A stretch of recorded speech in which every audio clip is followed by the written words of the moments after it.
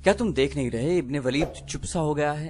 ایک سالار اپنے ساتھی سے کہہ رہا تھا، خدا کی قسم میں نہیں مانوں گا کہ ابن ولید تھک گیا ہے یا مسلسل مارکوں سے اکتا گیا ہے، اور میں یہ بھی نہیں مانوں گا کہ ابن ولید ڈر گیا ہے کہ وہ اپنے مستقر سے اتنی دور دشمن کے ملک میں آ گیا ہے۔ دوسرے سالار نے کہا، لیکن میں اسے کسی سوچ میں ڈوبا ہوا ضرور دیکھ رہا ہوں۔ ہاں، وہ کچھ اور سوچ رہا ہے۔ پوچھ نہ لیں؟ ہم نہیں پوچھیں گے تو اور کون پوچھے گا؟ خالد رضی اللہ عنہ سوچ میں ڈوب ہی جایا کرتے تھے۔ یہ ایک مارکے کی فراغت کے بعد اگلے مارکے کی سوچ ہوتی تھی۔ وہ سوچ سمجھ کر اور تمام تر دماغی قوتوں کو بروئے کار لا کر لڑا کرتے تھے۔ دشمن کے پاس بے پناہ جنگی قوت تھی۔ وہ گہری سوچ کے بغیر اپنی فوج کی برتری اور افراد کے بلبوتے پر بھی لڑ سکتا تھا۔ مسلمان ایسا خطرہ مول نہیں لے سکتے تھے۔ ان کی تعداد کسی بھی مارکے میں 18,000 سے زیادہ نہیں تھی۔ ان کی تعداد 15 اور 18,000 کے درمیان رہتی تھی۔ ایک ایک مجاہد کا مقابلہ 3 سے 6 کفار سے ہوتا تھا، لہٰذا انہیں عقل اور ہوش مندی کی جنگ لڑنی پڑتی تھی۔ ایسی عقل اور ہوش مندی میں خالد رضی اللہ عنہ کا کوئی ثانی نہ تھا۔ انہی اوصاف کی بدولت رسول اکرم صلی اللہ علیہ وآلہ وسلم نے انہیں اللہ کی تلوار کہا تھا۔ جذبہ تو خالد رضی اللہ عنہ میں تھا ہی، لیکن انہیں دماغ زیادہ لڑانا پڑتا تھا۔ ہر مارکے سے پہلے خالد رضی اللہ عنہ جاسوسوں سے دشمن کی کیفیت اور اس کی زمین اور نفری وغیرہ کی تفصیلات معلوم کر کے گہری سوچ میں ڈوب جاتے، پھر اپنے سالاروں سے صلاح و مشورہ کرتے، لیکن فراس کی جنگ کے بعد ان پر ایسی خاموشی طاری ہو گئی تھی جو کچھ اور ہی قسم کی تھی۔ ان کی اس خاموشی کو دیکھ کر ان کے سالار کچھ پریشان ہو رہے تھے۔ یہ فراس سے ہیرا کی طرف کوچ 25 ذیقعدہ 12 ہجری سے 2 روز پہلے کا واقعہ ہے۔ 3-4 سالار خالد رضی اللہ عنہ کے خیمے میں جا بیٹھے۔ سالار قعقاع بن عمر نے کہا، ابن ولید، خدا کی قسم جس سوچ میں تو ڈوبا ہوا ہے اس کا تعلق کسی لڑائی سے نہیں۔ ہم ایک ہی منزل کے مسافر ہیں، تجھے اکیلا پریشان نہیں ہونے دیں گے۔ خالد رضی اللہ عنہ نے سب کی طرف دیکھا اور کہا، ابن عمر ٹھیک کہتا ہے، میں جس سوچ میں پڑا ہوا ہوں اس کا تعلق کسی لڑائی کے ساتھ نہیں۔ ایک اور سالار نے کہا، کچھ ہمیں بھی بتا ابن ولید، خدا کی قسم تو پسند نہیں کرے گا کہ ہم سب تجھے دیکھ دیکھ کر پریشان ہوتے رہیں۔ خالد رضی اللہ عنہ نے کہا، نہیں پسند کروں گا۔ تم میں سے کوئی بھی پریشان ہوگا تو مجھے ناپسند ہوگا۔ میں کسی لڑائی کے لیے کبھی پریشان نہیں ہوا۔ 3 دشمن کی فوجیں مل کر ہمارے خلاف آئیں، میں پریشان نہیں ہوا۔ میں نے خلیفۃ المسلمین کی خلاف ورزی کرتے ہوئے رومیوں کو جا للکارا، میں نے ایک خطرہ مول لیا تھا، میں پریشان نہیں ہوا۔ مجھے ہر میدان میں اور ہر مشکل میں اللہ نے روشنی دکھائی ہے، اور تمہیں اللہ نے ہمت دی ہے کہ تم اتنے جری دشمن پر غالب آئے ہو۔ اب میری پریشانی یہ ہے کہ میں فریضہ حج ادا کرنا چاہتا ہوں، لیکن تم دیکھ رہے ہو کہ میں کہاں ہوں اور میری ذمہ داریاں کیا ہیں۔ کیا میں اس فرض کو چھوڑ کر حج کا فرض ادا کر سکتا ہوں؟ نہیں کر سکتا میرے رفیقو، لیکن میرا دل میرے قابو سے باہر ہے۔ خدا کی قسم یہ میری روح کی آواز ہے کہ ولید کے بیٹے، کیا تجھے یقین ہے کہ تو اگلے حج تک زندہ رہے گا؟ مجھے یقین نہیں میرے رفیقو۔ ہم نے جن 2 دشمنوں کو شکستیں دی ہیں ان کی جنگی طاقت تم نے دیکھ لی ہے، اور تم نے یہ بھی دیکھ لیا ہے کہ تمام قبیلے فوراً ان سے جا ملتے ہیں۔ میں محسوس کر رہا ہوں کہ میری زندگی چند روزہ رہ گئی ہے، اور میرے دوستو میں کچھ بھی نہیں، تم کچھ بھی نہیں، صرف اللہ ہے جو ہمارے سینوں میں ہے، وہی سب کچھ ہے۔ پھر میں کیوں نہ اس کے حضور اس کے عظیم گھر میں جا کر سجدہ کروں؟ کیا تم مجھے اجازت دو گے کہ میں اپنی طرف سے تم سب کی طرف سے اور ہر ایک مجاہد کی طرف سے خانہ کعبہ جا کر اللہ کے حضور شکر ادا کروں؟ بے شک، ایک سالار نے کہا، کون رد کر سکتا ہے اس جذبے کو اور اس خواہش کو جو تو نے بیان کی ہے؟ لیکن تو حج پر جائے گا کیسے ابن ولید؟ مثنى بن حارثہ نے پوچھا۔ پیچھے کچھ ہو گیا تو میں کسی لڑائی میں مارا جاؤں گا تو خدا کی قسم تم یہ نہیں سوچو گے کہ اب کیا ہوگا۔ خالد رضی اللہ عنہ نے کہا، کیا میرے نہ ہونے سے تمہارے حوصلے ٹوٹ جائیں گے؟ نہیں، کبھی نہیں۔ قعقاع بن عمر نے کہا، رب کعبہ کی قسم ایسا نہیں ہوگا۔ ہم میں سے کوئی ایک بھی زندہ ہوگا تو وہ اسلام کے پرچم کو گرنے نہیں دے گا۔ یوں کر ابن ولید آج ہی قاصد کو روانہ کر دے کہ وہ امیر المومنین سے اجازت لے آئے کہ تو حج پر جا سکتا ہے۔ خالد رضی اللہ عنہ نے مسکرا کر کہا، جس سوچ نے مجھے پریشان کر رکھا ہے یہی وہ سوچ ہے۔ میں جانتا ہوں امیر المومنین اجازت نہیں دیں گے، انہیں یہاں کے حالات کا علم ہے۔ اگر وہ اجازت دے بھی دیں تو یہ خطرہ پیدا ہو جائے گا کہ دشمن کو پتہ چل جائے گا کہ ابن ولید چلا گیا ہے۔ میں اپنے لشکر کو بھی نہیں بتانا چاہتا کہ میں ان کے ساتھ نہیں ہوں۔ میں بہت کم وقت میں جا کر واپس آنا چاہتا ہوں۔ مثنى بن حارثہ نے کہا، خدا کی قسم ولید کے بیٹے، تو نہیں جانتا کہ تو جو کہہ رہا ہے یہ ناممکن ہے۔ خالد رضی اللہ عنہ نے کہا، اللہ ناممکن کو ممکن بنا دیا کرتا ہے، انسان کو ہمت کرنی چاہیے۔ میں تمہیں بتاتا ہوں کہ میں کیا کروں گا اور کس راستے سے جاؤں گا۔ خالد رضی اللہ عنہ نے انہیں پہلے یہ بتایا کہ وہ کیا کریں، پھر وہ راستہ بتایا جس راستے سے انہیں حج کے لیے مکہ جانا اور آنا تھا۔ حج میں صرف 14 دن باقی تھے اور فراس سے مکہ تک کی مسافت تیز چلنے سے 2.5 مہینے سے کچھ زیادہ تھی۔ خالد رضی اللہ عنہ کو کوئی چھوٹا راستہ دیکھنا تھا، لیکن کوئی چھوٹا راستہ نہیں تھا۔ خالد رضی اللہ عنہ تاجر خاندان کے فرد تھے۔ قبول اسلام سے پہلے خالد رضی اللہ عنہ نے تجارت کے سلسلے میں بڑے لمبے اور کٹھن سفر کیے تھے۔ وہ ایسے راستوں سے بھی واقف تھے جو عام راستے نہیں تھے، بلکہ وہ راستے کہلاتے ہی نہیں تھے۔ خالد رضی اللہ عنہ نے اپنے سالاروں کو ایک ایسا ہی راستہ بتایا۔ مسنہ بن حارثہ نے کہا، خدا کی قسم ابن ولید، تیرا دماغ خراب نہیں ہوا، پھر بھی تو نے ایسی بات کہہ دی ہے جو ٹھیک دماغ والے نہیں کہہ سکتے۔ تو جو راستہ بتا رہا ہے وہ کوئی راستہ نہیں، وہ ایک علاقہ ہے، اور اس علاقے سے صحرا کی ہوائیں بھی ڈر ڈر کر گزرتی ہیں۔ کیا تو مرنے کا کوئی اور طریقہ نہیں جانتا؟ کیا میں اس علاقے سے واقف نہیں؟ جس اللہ نے ہمیں اتنے زبردست دشمنوں پر غالب کیا ہے وہ مجھے اس علاقے سے بھی گزار دے گا۔ خالد رضی اللہ عنہ نے کہا، میں یقین سے کہتا ہوں کہ تم مجھے جاننے سے نہیں روکو گے اور میرے اس راز کو اس خیمے سے باہر نہیں جانے دو گے۔ میں راز امیر المومنین سے بھی چھپا کر رکھوں گا۔ اگر امیر المومنین بھی حج پر آ گئے تو کیا کرو گے؟ ایک سالار نے پوچھا، میں ان سے اپنا چہرہ چھپا لوں گا۔ خالد رضی اللہ عنہ نے کہا، تم سب میرے لیے دعا تو ضرور کرو گے۔ میں وعدہ کرتا ہوں کہ میں اس طرح تم سے آ ملوں گا کہ تم کہو گے کہ یہ شخص راستے سے واپس آ گیا ہے۔ زیادہ تر مورخین خصوصاً طبری نے یہ واقعہ بیان کیا ہے کہ خالد رضی اللہ عنہ نے 12 ہجری کا حج کس طرح کیا، ان حالات میں کہ ان کی ٹکر فارس کی شہنشاہی سے تھی اور انہوں نے روم کی شہنشاہی کے اندر جا کر حملہ کیا تھا۔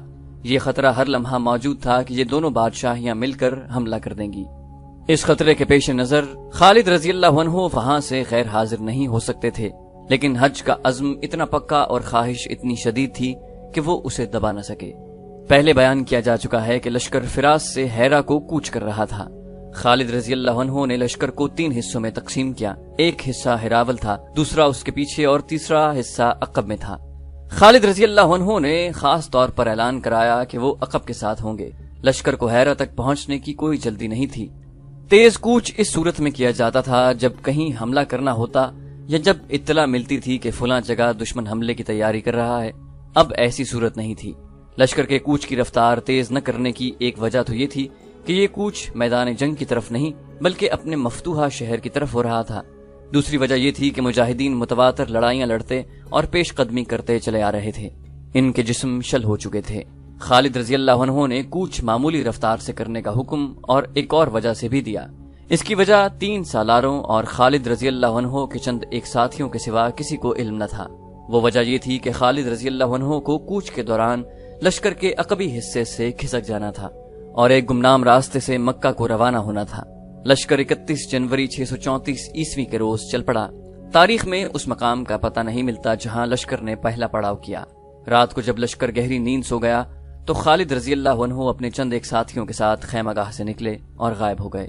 کسی بھی مورخ نے ان کے ساتھیوں کے نام نہیں لکھے جو ان کے ساتھ حج کرنے گئے تھے۔ خالد رضی اللہ عنہ اور ان کے ساتھی اونٹوں پر سوار تھے۔ جس علاقے میں سے انہیں گزرنا تھا وہاں سے صرف اونٹ ہی گزر سکتا تھا، گھوڑا بھی جواب دے جاتا تھا۔ صحراؤں میں بعض علاقے بے حد دشوار ہوتے ہیں، مسافر ادھر سے گزرنے کی جرت نہیں کرتے تھے۔ صحرائی قزاق اور بڑے پیمانے پر رہزنی کرنے والے انہی علاقوں میں رہتے تھے اور لوٹ مار کا مال وہیں رکھتے تھے۔ ان میں کچھ علاقے ایسے خوفناک تھے کہ قزاق اور رہزن بھی ان میں داخل ہونے کی جرت نہیں کرتے تھے۔ اس دور میں صحرا کے جس علاقے کو دشوار گزار اور خطرناک کہنا ہوتا تھا تو کہا جاتا تھا کہ وہاں تو ڈاکو اور رہزن بھی نہیں جاتے۔ خالد رضی اللہ عنہ نے مکہ تک جلدی پہنچنے کا جو راستہ اختیار کیا تھا وہ ایسا ہی تھا جہاں ڈاکو اور رہزن بھی نہیں جاتے تھے۔ اتنے خطرناک اور وسیع علاقے سے زندہ گزر جانا ایک کارنامہ تھا، لیکن خالد رضی اللہ عنہ دنوں کی مسافت منٹوں میں طے کرنے کی کوشش میں تھے۔ انہیں صرف یہ سہولت حاصل تھی کہ موسم سردیوں کا تھا، لیکن سینکڑوں میلوں تک پانی کا نام و نشان نہ تھا۔ اس علاقے میں ایک اور خطرہ ریت اور مٹی کے ان ٹیلوں کا تھا جن کی شکلیں عجیب و غریب تھیں۔ یہ کئی میل وسیع نشیب میں کھڑے تھے، بعض چٹانوں کی طرح چوڑے تھے، بعض گول اور بعض ستونوں کی طرح اوپر کو اٹھے ہوئے تھے۔ ایسے نشیب بھول بھلیوں کی طرح تھے، ان میں بھٹک جانے کا خطرہ زیادہ تھا۔ گھوم پھر کر انسان وہیں کا وہیں رہتا تھا اور سمجھتا تھا کہ وہ بہت فاصلہ طے کر آیا ہے، حتیٰ کہ وہ ایک جگہ ہی چلتا اور مڑتا اور تھک کر چور ہو جاتا۔ پانی پی پی کر پانی کا ذخیرہ بھی وہیں ختم ہو جاتا۔ اس دور کی تحریروں سے پتہ چلتا ہے کہ صحرا کے اس حصے کی صعوبتیں، دشواریاں اور وہاں کے خطرے ایسے تھے جو دیکھے بغیر انسان کے تصور میں نہیں آ سکتے تھے۔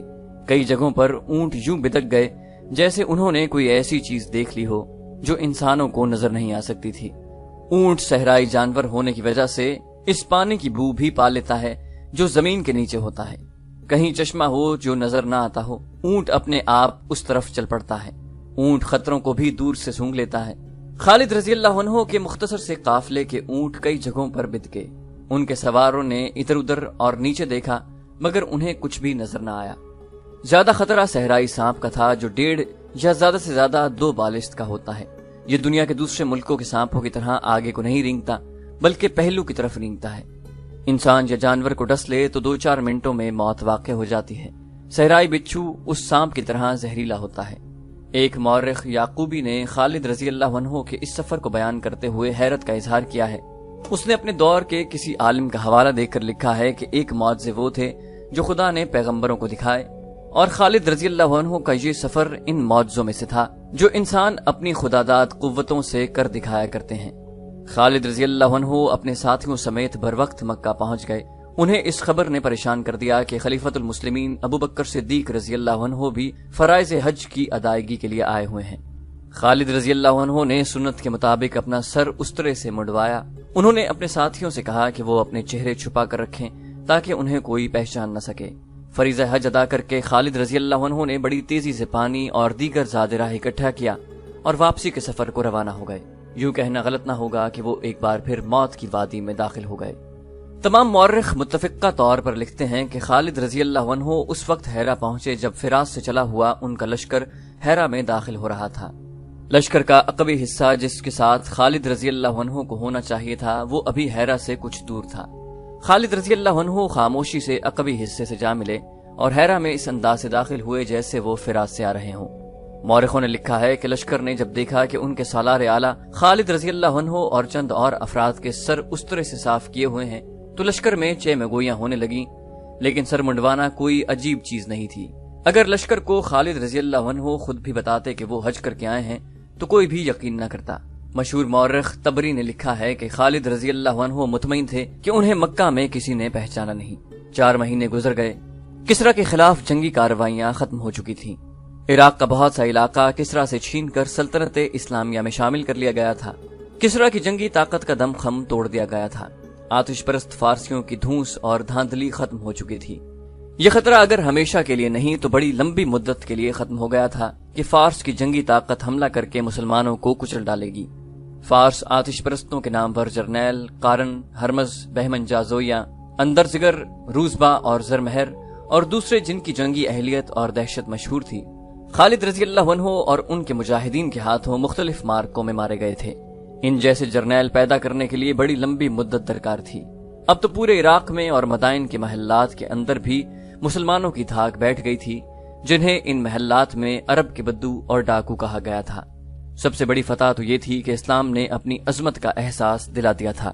خالد رضی اللہ عنہ نے ہیرا میں 4 مہینے گزار کر اپنے لشکر کو آرام کرنے کی مہلت دی اور اس خیال سے جنگی تربیت بھی جاری رکھی کہ مجاہدین لشکر سست نہ ہو جائیں۔ اس کے علاوہ خالد رضی اللہ عنہ نے مفتوحہ علاقوں کا نظم و نسق اور محصولات کی وصولی کا نظام بھی بہتر بنایا۔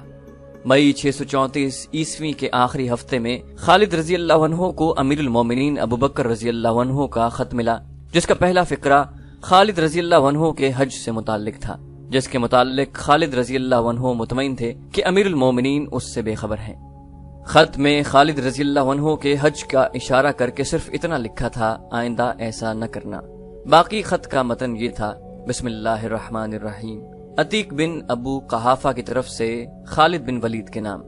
یاد رہے کہ امیر المومنین ابو بکر صدیق رضی اللہ عنہ کہلاتے تھے، لیکن ان کا نام عبداللہ بن ابی قحافہ تھا، اور عتیق ان کا لقب تھا جو انہیں رسول کریم صلی اللہ علیہ وآلہ وسلم نے عطا کیا تھا۔ السلام علیکم۔ تعریف اللہ کے لیے جس کے سوا کوئی معبود نہیں، درود و سلام محمد الرسول اللہ صلی اللہ علیہ وآلہ وسلم پر۔ ہیرا سے کوچ کرو اور شام سلطنت روما میں اس جگہ پہنچو جہاں اسلامی لشکر جمع ہے۔ لشکر اچھی حالت میں نہیں، مشکل میں ہے۔ میں اس تمام لشکر کا جو تم اپنے ساتھ لے جاؤ گے اور اس لشکر کا جس کی مدد کو تم جا رہے ہو سپہ سالار مقرر کرتا ہوں۔ رومیوں پر حملہ کرو۔ ابو عبیدہ اور اس کے ساتھ کے تمام سالار تمہارے ماتحت ہوں گے۔ ابو سلیمان، جو کہ خالد رضی اللہ عنہ کا دوسرا نام تھا، پختہ عزم لے کر پیش قدمی کرو۔ اللہ کی حمایت اور مدد سے اس مہم کو پورا کرو۔ اپنے لشکر کو جو اس وقت تمہارے پاس ہے 2 حصوں میں کر دو۔ ایک حصہ مثنى بن حارثہ کے سپرد کر دو، ایک حصہ مثنى بن حارثہ کے سپرد کر جاؤ۔ عراق کا سپہ سالار مثنى بن حارثہ ہوگا۔ لشکر کا دوسرا حصہ اپنے ساتھ لے جاؤ۔ اللہ تمہیں فتح عطا فرمائے۔ اس کے بعد یہیں واپس آ جانا اور اس علاقے کے سپہ سالار تم ہوگے۔ تکبر نہ کرنا، تکبر اور غرور تمہیں دھوکہ دیں گے اور تم اللہ کے راستے سے بھٹک جاؤ گے۔ کوتاہی نہ ہو، رحمت و کرم اللہ کے ہاتھ میں ہے اور نیک اعمال کا صلہ اللہ ہی دیا کرتا ہے۔ خط پڑھتے ہی خالد رضی اللہ عنہ نے اپنے سالاروں کو بلایا اور کچھ کھسیانہ سا ہو کے انہیں بتایا کہ ان کے خفیہ حج کا حضرت ابوبکر صدیق رضی اللہ عنہ کو پتہ چل گیا ہے اور میں خوش ہوں اس پر کہ فراغت ختم ہو گئی ہے۔ خالد رضی اللہ عنہ نے کہا، ہم شام جا رہے ہیں۔ خالد رضی اللہ عنہ تو جیسے میدان جنگ کے لیے پیدا ہوئے تھے۔ قلعے اور شہر میں بیٹھنا انہیں پسند نہ تھا۔ انہوں نے سالاروں کو خط پڑھ کر سنایا اور تیاری کا حکم دیا۔ اس کے ساتھ ہی انہوں نے لشکر کو 2 حصوں میں تقسیم کیا۔ مورخوں نے لکھا ہے کہ خالد رضی اللہ عنہ نے تمام صحابہ کرام کو اپنے ساتھ رکھا۔ صحابہ کرام کو لشکر میں عزت و احترام کی نگاہ سے دیکھا جاتا ہے۔ ولید کے بیٹے مثنى بن حارثہ نے کہا، خدا کی قسم میں اس تقسیم پر راضی نہیں ہوں جو تو نے کی ہے۔ تو رسول اللہ صلی اللہ علیہ وآلہ وسلم کے تمام ساتھیوں کو اپنے ساتھ لے جا رہا ہے۔ صحابہ کرام کو بھی صحیح تقسیم کرو۔ آدھے صحابہ کرام تیرے ساتھ جائیں گے، آدھے میرے ساتھ رہیں گے۔ کیا تو نہیں جانتا کہ انہی کی بدولت اللہ ہمیں فتح عطا کرتا ہے؟ خالد رضی اللہ عنہ نے مسکرا کر صحابہ کرام کی تقسیم مثنى بن حارثہ کی خواہش کے مطابق کر دی اور اپنے لشکر کے سالاروں کو حکم دیا کہ جتنی جلدی ممکن ہو تیاری مکمل کریں اور یہ نہ بھولنا کہ ہم اپنے ان بھائیوں کی مدد کو جا رہے ہیں جو وہاں مشکل میں پھنسے ہوئے ہیں۔ خالد رضی اللہ عنہ نے کہا، ضائع کرنے کے لیے ہمارے پاس ایک سانس جتنا وقت بھی نہیں۔ مسلمانوں کا وہ لشکر جو شام میں جا کر مشکل میں پھنس گیا تھا، وہ ایک سالار کی جلد بازی کا اور حالات کو قبل از وقت نہ سمجھ سکنے کا نتیجہ تھا۔ اس نے شام کے اندر جا کر رومیوں پر حملہ کرنے کی اجازت امیر المومنین سے اس طرح مانگی کہ جس طرح وہ خود آگے کے احوال و قوائف کو نہیں سمجھ سکا تھا، اسی طرح اس نے امیر المومنین کو بھی گمراہ کیا۔ امیر المومنین ابوبکر صدیق رضی اللہ عنہ دانشمند انسان تھے۔ انہوں نے اس سالار کو حملہ کرنے کی چھٹی نہ دی، بلکہ یہ لکھا، رومیوں سے ٹکر لینے کی خواہش میرے دل میں بھی ہے اور یہ ہماری دفاعی ضرورت بھی ہے۔ رومیوں کی جنگی طاقت کو اتنا کمزور کر دینا ضروری ہے کہ وہ اسلامی سلطنت کی طرف دیکھنے کی جرت نہ کر سکیں، لیکن ابھی ہم ان سے ٹکر نہیں لے سکتے۔ تم ان کے خلاف بڑے پیمانے کی جنگ نہ کرنا، محتاط ہو کر آگے بڑھنا تاکہ خطرہ زیادہ ہو تو پیچھے بھی ہٹ سکو۔ تم یہ جائزہ لینے کے لیے حملہ کرو کہ رومیوں کی فوج کس طرح لڑتی ہے اور اس کے سالار کیسے ہیں۔ امیر المومنین نے صاف الفاظ میں لکھا ہے کہ اپنے لشکر کو ایسی صورت میں نہ ڈالنا کہ پسپائی اختیار کرو اور تمہیں اپنے علاقے میں آ کر بھی پناہ نہ ملے۔ اس سالار کا نام بھی خالد تھا، خالد بن سعید، لیکن میدان جنگ میں خالد بن ولید رضی اللہ عنہ کی گرد پا کو بھی نہ پہنچ سکتے تھے۔ اسے جن دستوں کا سالار بنایا گیا تھا وہ سرحدی فرائض انجام دینے والے دستے تھے۔ ان میں لڑنے کی اہلیت تھی اور ان کا لڑنے کا جذبہ بھی تھا، لیکن انہیں جنگ کا ویسا تجربہ نہیں تھا جیسا خالد بن ولید رضی اللہ عنہ کے دستوں نے حاصل کر لیا تھا۔ امیر المومنین نے خالد بن سعید کو اپنی سرحدوں پر پہرا دینے کے لیے بھیجا تھا۔ ان دستوں کا ہیڈ کوارٹر تیما کے مقام پر بنایا گیا تھا۔ بعض مورخوں نے لکھا ہے کہ خالد رضی اللہ عنہ کے پے در پے کامیابیاں دیکھ کر خالد بن سعید کو خیال آیا کہ خالد رضی اللہ عنہ نے فارس کو شکستیں دی ہیں تو وہ رومیوں کو ایسی ہی شکستیں دے کر خالد رضی اللہ عنہ کی طرح نام پیدا کرے۔ ابن حشام اور ایک یورپی مورخ ہنری اسمتھ نے بھی یہ لکھا ہے کہ خلیفۃ المسلمین خالد بن سعید کی قیادت اور صلاحیتوں سے واقف تھے، اسی لیے انہوں نے اس سالار کو بڑی جنگوں سے دور رکھا تھا، لیکن وہ اس کی باتوں میں آ گئے۔ خالد رضی اللہ عنہ نے بھی فراز کے مقام پر رومیوں سے ٹکر لی تھی، لیکن سرحد پر مار کا لڑا تھا۔ انہوں نے آگے جانے کی غلطی نہیں کی تھی۔ خالد بن سعید نے امیر المومنین کا جواب ملتے ہی اپنے دستوں کو کوچ کا حکم دیا اور شام کی سرحد میں داخل ہو گئے۔ اس وقت شام میں ہرقل رومی حکمران تھا۔ اسے جنگوں کا بہت تجربہ تھا۔ رومیوں کی اپنی جنگی تاریخ اور روایات تھیں، وہ اپنی فوج کو انہی کے مطابق ٹریننگ دیتے تھے۔ یہ تقریباً انہی دنوں کا واقعہ ہے جب خالد رضی اللہ عنہ فراز کے مقام پر رومیوں، فارسیوں اور عیسائیوں کے متحدہ لشکر کے خلاف لڑے اور انہیں شکست دی۔ اس سے رومی محتاط، مستعد اور چوکس ہو گئے تھے۔ انہوں نے اپنی فوج کو ہر لمحہ تیار رہنے کا حکم دے رکھا تھا۔ تو دوستو یہ تھی ہماری آج کی ایپیسوڈ۔ امید کرتے ہیں آپ کو ہماری ایپیسوڈ پسند آئی ہوگی۔ جانے سے پہلے اس ویڈیو کو لائک، شیئر اور کامنٹ کرنا مت بھولیے، اور اگر آپ ہمارے چینل پر نئے ہیں تو اسے سبسکرائب کیجیے اور بیل آئیکن پر کلک کیجیے تاکہ آپ کو تمام ویڈیوز فوراً ملتی رہیں۔